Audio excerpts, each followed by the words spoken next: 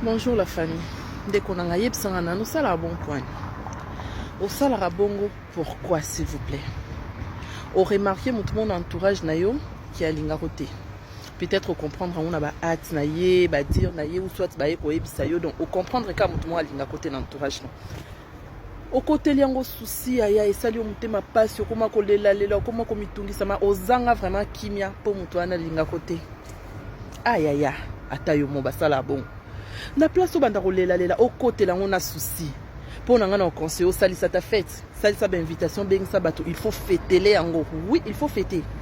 Parce que zangolu nzamba longolio a épargné on a danger moko ya sakanate. Ko vivre ensemble na bateau balinga kaote c'est un danger permanent. Et ça danger donc osa exposé, vino eza exposé.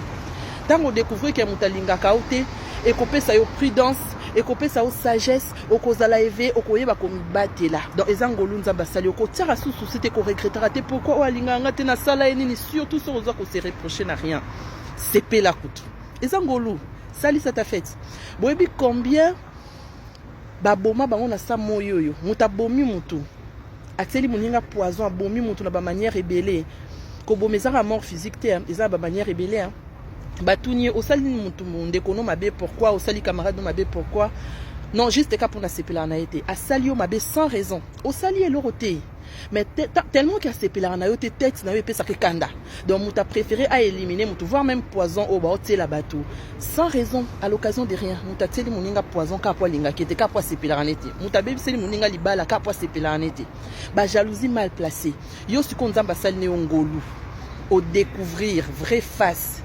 Il y a proche na yo wana oyo peut-être bande ko considérer comme ta famille, comme ta sœur, comme ton frère. Oh banda qui vraiment ko espérer ko pe sa confiance nzamba sungio au découvrir que c'était une mauvaise personne. Mais c'est pas là. Comme nzamba zangolu ko regretter ko forcer pété.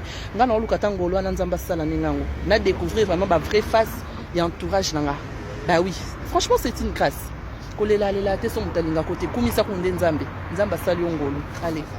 Gros bisous.